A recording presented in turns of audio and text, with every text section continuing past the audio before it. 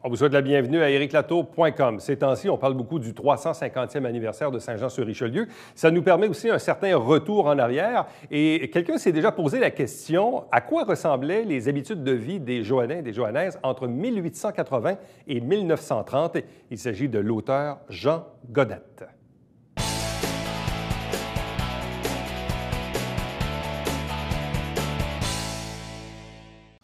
Vous savez, ces temps-ci, on parle beaucoup du 350e anniversaire de la ville de Saint-Jean-sur-Richelieu. Il y a des activités, il y a des événements, mais en même temps, c'est souvent aussi un moment de se rappeler le passé, à quoi ressemblait notre ville de Saint-Jean-sur-Richelieu autrefois. Et d'ailleurs, si vous êtes abonné sur différentes pages Facebook, Téjoannais, Clin d'œil sur le passé, ces temps-ci, il y a beaucoup de gens qui utilisent et qui mettent en ligne des photos du passé. À titre d'exemple, il y en a beaucoup qui circulent ces temps-ci où on prend, je ne sais pas, une photo du quartier Normandie en 1930 et ensuite on annexe de l'autre côté une nouvelle photo prise par Google dans les temps modernes pour montrer un peu tout le développement qui s'est fait. Si on parle de l'émergence de la modernité urbaine au Québec, Saint-Jean-sur-Richelieu, 1880 à 1930, c'est un ouvrage, un livre écrit par Jean Godette. Il est avec nous. Bonsoir et bienvenue. Bonsoir. À quel moment avez-vous écrit ce bouquin? À quel moment je l'ai écrit? Avant de l'écrire, j'ai fait à peu près une quinzaine d'années de recherche. L'écriture, finalement, c'est pas grand-chose. C'est l'aboutissement, oui. Oui, le gros du travail, c'est la recherche. Là, pendant une bonne quinzaine d'années, où j'ai dépouillé tous les...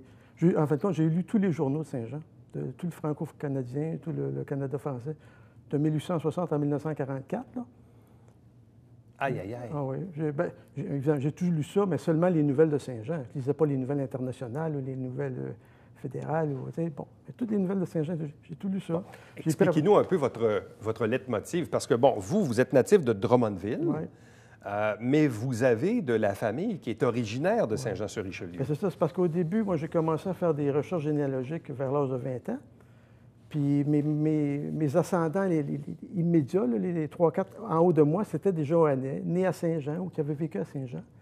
Donc, forcément, il a fallu que je m'intéresse à Saint-Jean. Si je m'intéressais à eux, c'était des Joannais. Donc, mais par contre, faire des recherches généalogiques, puis seulement remplir des tableaux avec des chiffres, puis des noms, puis des noms de lieux, moi, je trouve pas ça tellement intéressant. Fait que, comme je dis, je voulais mettre un peu de chair sur le squelette, là. Fait qu'il me fallait trouver d'autres informations pertinentes à leur vie courante, la vie courante du Saint-Jean de ce temps-là, finalement. Bien, c'est intéressant parce que chez nous, bon, chez les Latour, on avait fait l'exercice de l'arbre généalogique. Effectivement, on y voit des noms de mari, des noms de femmes, des noms d'église, des dates de mariage et des lieux. Mais ça s'arrête là. Maintenant, que faisaient nos ancêtres? De quelle façon vivaient-ils? On n'en sait trop rien, là, à moins de faire des recherches comme vous l'avez fait. Mais encore faut-il avoir le goût de faire ça, parce qu'on peut bien dire, bon, ben moi, je m'appelle Jean Godette, je veux savoir qui étaient mes ancêtres. Mais de là à se taper tout le travail que vous avez fait sur une aussi longue période, c'est parce que vous aviez un goût d'aller plus loin. Bien, ça revient à dire pourquoi je suis si curieux. J'étais curieux de connaître la vie urbaine d'autrefois. Pourquoi je suis curieux comme ça, je ne sais pas vraiment, mais moi, quand je me pose une question, vraiment, là, il faut que je trouve la réponse. Puis là, j'avais fait ma généalogie, puis je me disais, bien, il faut absolument que je trouve dans quel milieu ces gens-là vivaient, mais comment ils vivaient dans ce milieu-là. Qu'est-ce qui fait qu'à 20 ans, on a le goût de comprendre et de connaître la généalogie de notre famille? Ça vous a pris comment, ça? Ça, c'est pas facile à dire. Vous avez fait des études en droit, je pense? Oui. Pourquoi je vais... C'est une question de curiosité de savoir d'où on vient. Peut-être que c'est parce que, justement, on a beaucoup de déménagés. Hein? Moi, je suis né à Drummondville. Ensuite, on a déménagé à Sainte-Thérèse, ensuite à Laval, puis à Montréal. Puis notre parenté est à Saint-Jean. C'est comme si je n'avais pas de racines. Ouais. Hein? C'est que j'ai fait de la généalogie comme pour me trouver des racines. Je veux dire, finalement, vous aviez besoin de trouver les racines. Oui, j'appartiens à quel arbre, finalement, à quel... Bon. Et là, à quel moment avez-vous dit, bon, ben moi, je veux en savoir davantage, mais là, on s'y prend de quelle façon? Parce que, bon, oui, effectivement, lire le Canada français sur une très longue période, c'est quand même un travail en soi, là. Bien, de toute façon, quand j'ai lu le Canada français, c'était pas juste pour trouver des choses, pour combler un peu l'histoire de ma famille, là. Je trouvais beaucoup de choses sur ma famille, là. Mais Je voulais aussi ramasser toutes sortes d'informations qui pourraient être d'intérêt régional, tu sais, qui pourraient intéresser d'autres personnes que ma famille. Puis avec ces informations-là, je pourrais écrire un livre comme celui que j'ai écrit, justement. Là, tu sais. Bon. Donc, le livre démarre en 1880. En fait, c'est la période là, que vous avez de 1880 jusqu'à 1930. C'est la période ciblée dans le livre.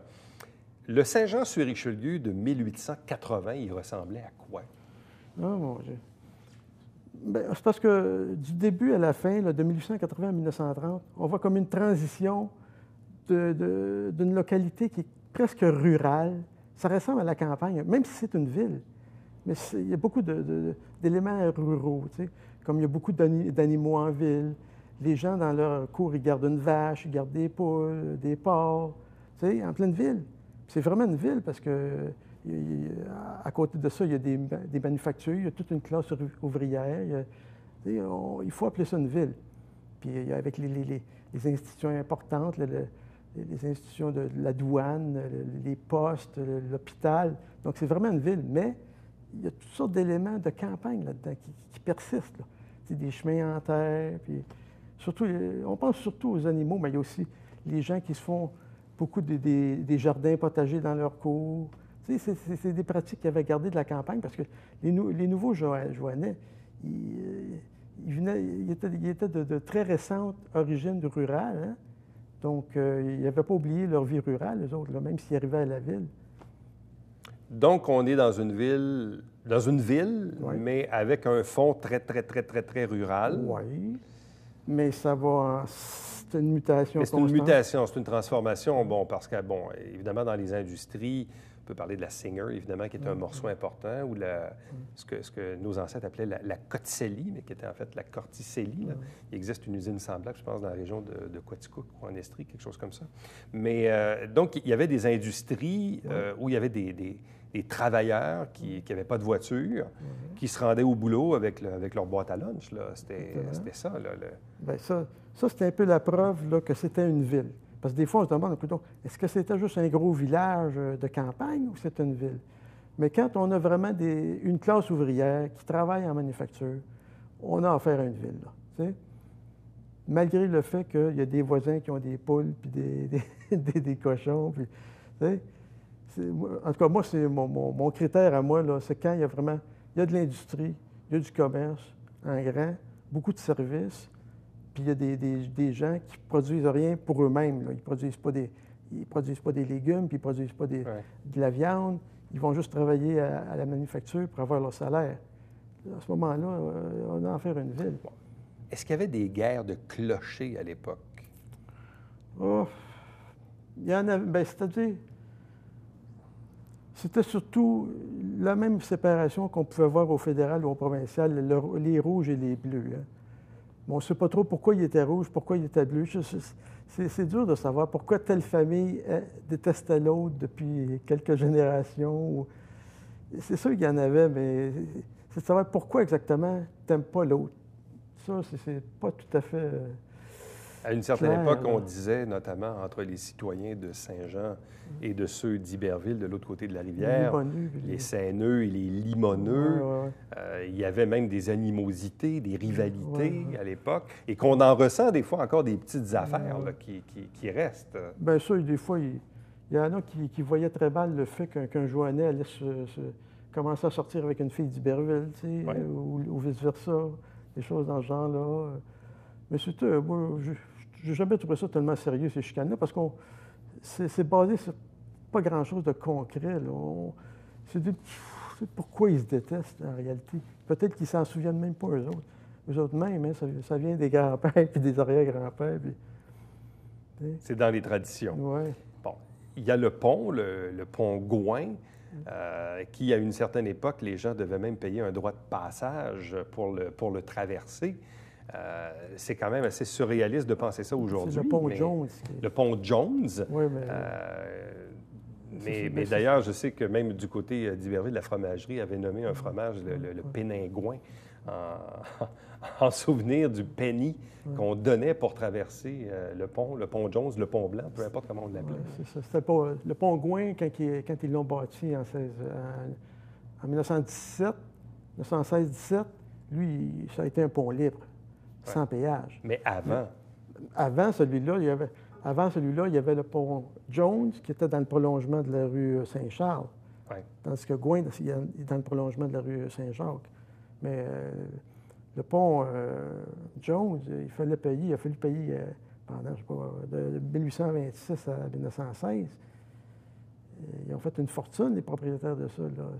C'était vraiment comme du patronage. Il se faisait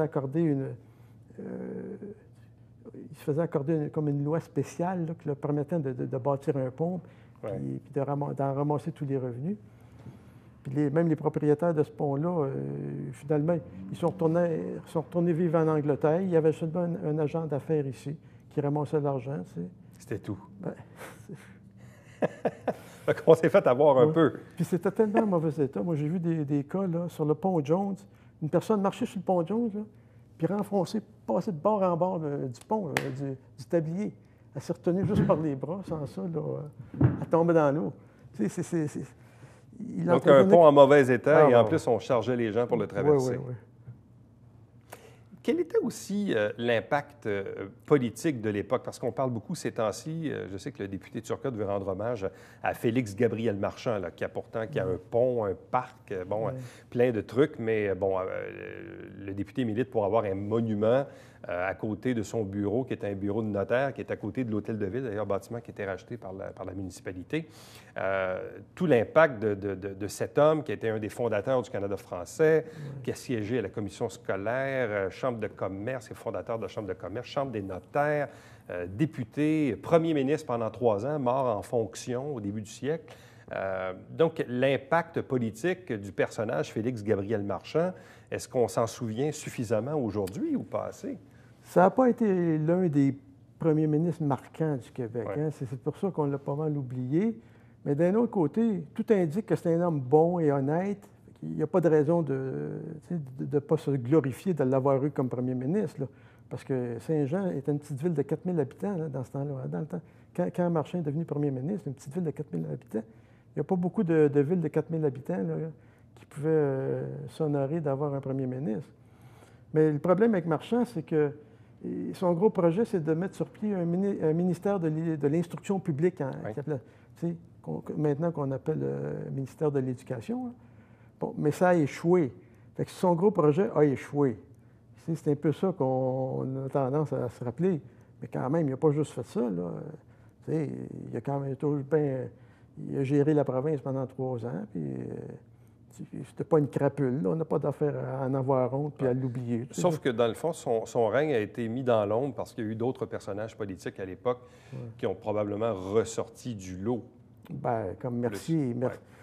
Mercier. Prenez Mercier, qui était un avocat, un excellent orateur. On le disait comme un deuxième Papineau, tu sais. Tandis que Marchand, ben lui, c'était un notaire qui était plus... tu sais, la différence avocat-notaire. Fait qu'il n'était pas renommé comme étant un bon orateur, Marchand. Mais c'était un homme bon, qu'on disait. Un homme bon et honnête. Et même, je lisais dans certains ouvrages où certains faisaient des reproches à l'effet que la sépulture de Marchand, donc que Marchand a été enterré dans la région de Québec et non pas ici, à Saint-Jean-sur-Richelieu. Oui. Mais ça, il paraît que c'est sa femme, qu'il voulait être avec la famille de sa femme. Je pense pas que sa femme était de Québec. Je pense que ça a rapport à ça. Là. Moi aussi, j'ai toujours trouvé ça dommage que, tu sais, je sais pas, là, on l'a élu pendant plus de 30 ans, puis qu'ils choisissent de se faire enterrer au cimetière Belmont à Québec au lieu d'ici. D'ailleurs, s'il s'était fait enterrer ici, il y aurait eu certainement un très beau monument. Tu sais, Probablement. Ça serait quelque chose de... Bon. Mais quand on parle de l'émergence de la modernité urbaine au Québec, parce que c'est un peu ça, le Québec s'est beaucoup modernisé durant ces années-là. Il y a eu 2 guerres mondiales aussi qui ont eu un impact sur les sociétés de l'époque. Toute cette transformation-là, on parle des humains, on parle des individus, mais il y a aussi tous les bâtiments qui se sont qui se sont construits au fil du temps, là, sans compter les grands incendies aussi. Mais moi, à la base, là, je parle vraiment des équipements urbains, vraiment terre à terre. Là. Les rues, les trottoirs, le réseau d'aqueduc, le système d'électricité. Tu sais, c'est vraiment l'équipement urbain, les parcs, le cimetière. Mais si je parlais juste de ça, ça serait plutôt ennuyeux, tu sais. Je vais juste dire que, ben là, on a eu des trottoirs en bois, puis ensuite en pierre, puis ensuite en ciment. Mais c'est parce que à ça, je rajoute toujours l'expérience des Joannais, des gens comme tels, avec ces équipements-là, tu sais. Qu'est-ce que les Joannais pensaient des nouveaux trottoirs? Tu sais, quels étaient les dangers l'hiver, l'été de ça? C'est la même chose. C'était quoi les problèmes avec l'aqueduc? L'aqueduc, tu sais, je ne voulais pas juste parler de l'implantation d'un nouvel aqueduc, moi, là. Je voulais parler, bien, pourquoi on a implanté un nouvel aqueduc? Bien, c'est parce que l'autre, le système de filtration était tellement pitoyable que les gens tombaient malades. Juste boire un verre d'eau, tu pouvais attraper une typhoïde et en mourir, tu sais. Ça arrivait, à chaque année, il y avait quelques dizaines de Joannais qui mouraient de la fièvre typhoïde pour avoir bu un verre d'eau du robinet. Ouais. Quel est l'impact militaire sur Saint-Jean-sur-Richelieu? Parce que, bon, il y a le collège qui, lui, s'est construit, mais beaucoup plus tard, 1952. Mais toute cette vallée des forts qu'on appelle le Fort Saint-Jean, quand on remonte plus loin, et d'autres forts dans la région, et tout cet impact de la vie militaire à Saint-Jean-sur-Richelieu, qu'est-ce qu'on en sait? Bien, c'est parce que moi, pour la période que j'ai étudiée, il ne se passait pas grand-chose, tu sais. En fait, moi, ce qui me vient surtout à l'esprit, c'est que Saint-Jean, évidemment, était très content, la ville de Saint-Jean était très contente d'avoir un collège militaire parce que le collège achetait évidemment des milliers de dollars en fourniture là, à la ville, tu sais. Ils achetaient du charbon, ils achetaient du foin pour leurs chevaux. Tu sais, ça, c'était... Mais à part de ça, on les voyait, les militaires, faire des parades dans les rues. Tu sais, c'est sûr qu'à la guerre de 14, souvent, ils se réunissaient ici, mais des militaires d'un peu partout qui se réunissaient ici, qui partaient, qui prenaient le train vers Halifax. Mais non, moi, je dis que c'est surtout là, Saint-Jean s'enorgueillissait d'avoir un collège militaire, puis bien, il avait raison aussi. C'est quand même une très belle institution. Mais le gros avantage, c'est que le collège achetait beaucoup de fournitures dans la ville. Quel a été aussi l'impact? On a souvent parlé de ce premier chemin de fer entre Saint-Jean et La Prairie, là, dans l'histoire, avec la Dorchester et compagnie, mais quel est l'impact des chemins de fer, des voies ferroviaires, du transport ferroviaire sur... Est-ce que Saint-Jean était une plateforme au niveau du transport? Bien, c'est parce que, finalement, il y avait tout le commerce entre Montréal et New York qui passait par la Prairie jusqu'à Saint-Jean. Mais là, c'était des voitures à cheval, là. Il y en avait des centaines qui faisaient le va-et-vient, la navette entre la Prairie et Saint-Jean. C'est pour ça que, tu sais, c'est pas un hasard là, que si on se retrouve avec le premier chemin de fer au Canada entre la Prairie et Saint-Jean. On prend ça de bonne, mais comment ça se fait qu'ils ont mis ça là? Hey, il y avait des centaines de voitures hippomobiles qui faisaient la navette entre la Prairie et Saint-Jean pour le commerce entre New York et Montréal, tu sais.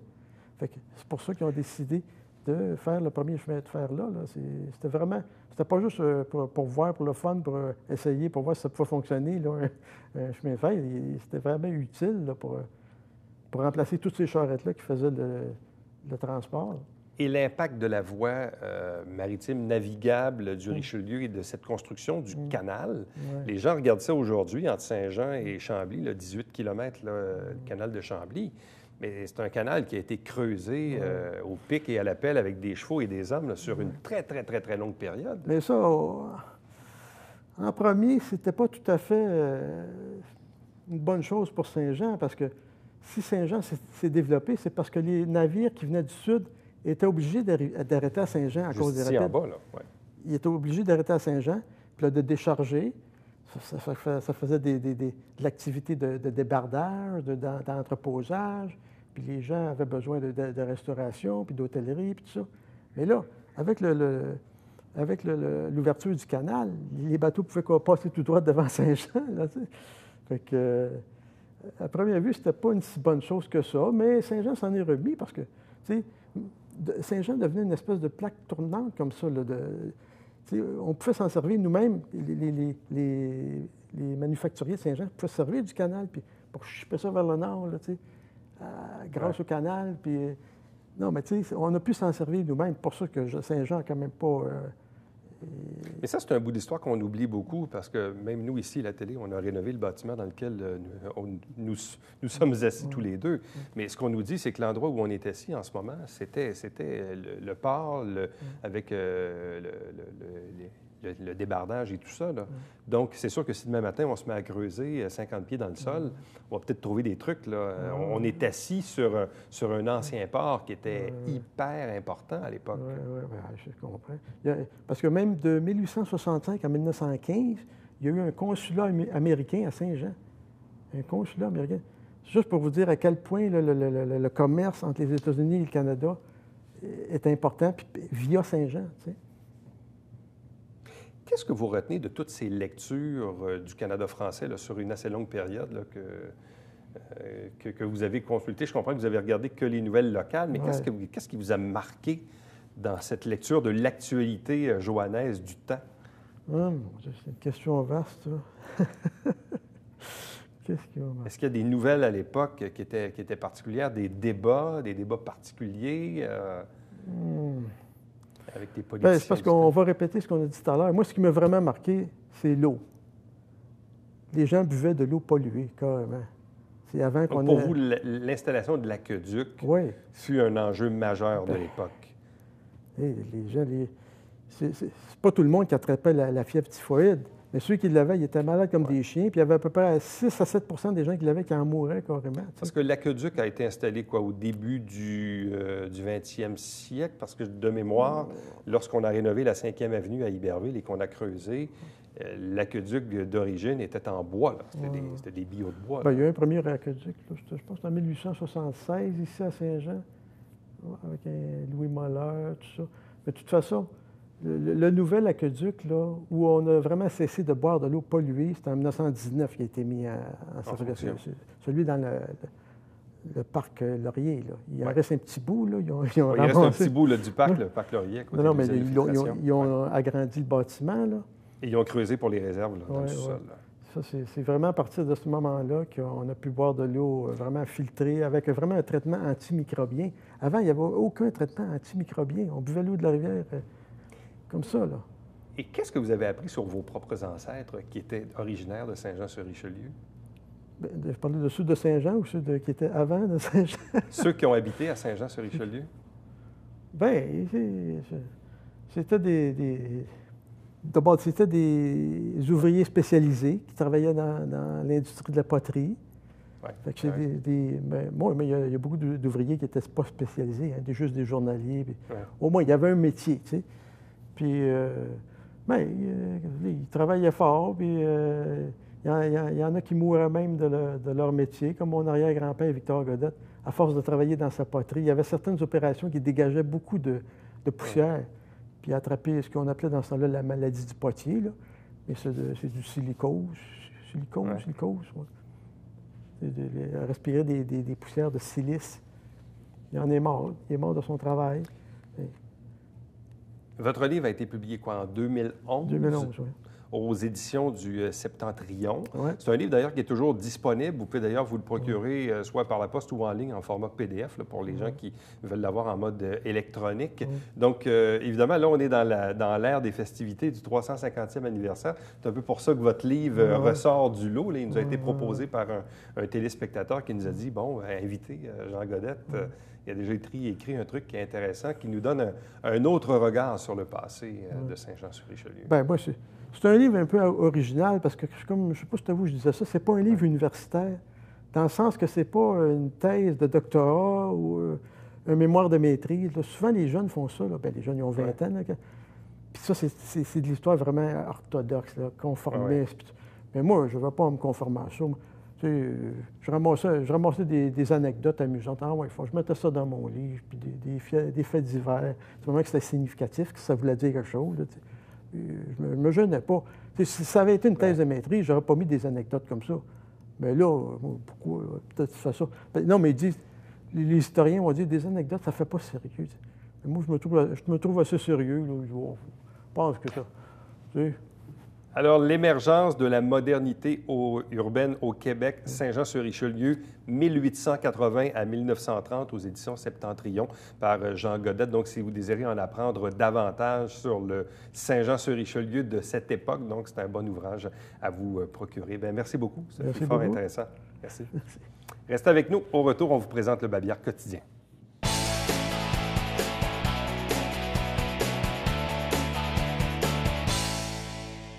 Salut, ici Alexandre Baudouin. Et François Trépanier. François, cette semaine à Sport Express, entre autres, on parle des géants. Oui, avec Kevin Dupré, joueur offensif par excellence et futur carabin. Toi, on parle de course à pied. Avec Annie Ferland, la course des 3 pas, mais en fin d'émission, on parle de Trevor Bayne. Ouais, manquez pas ça.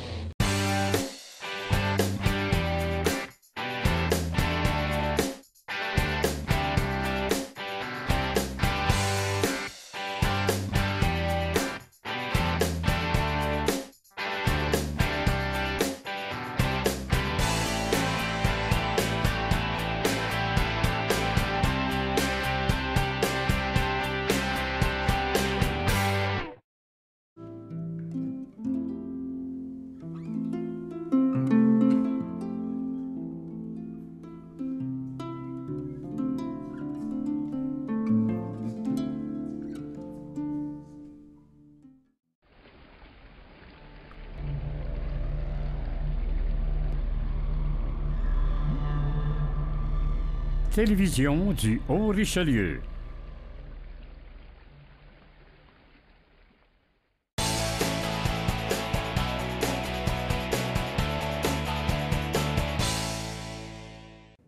La boucle Vidéotron du Grand Défi Pierre Lavoie s'arrête à Saint-Jean-sur-Richelieu cette année. On s'attend toujours à avoir des bénévoles. Si ça vous intéresse, vous avez l'adresse courriel ou l'adresse Internet, bien sûr, pour vous y référer. Et on vous rappelle le Télébingo dimanche matin, 9h30 en direct avec 3 500 $ en prix. Bye-bye, à demain.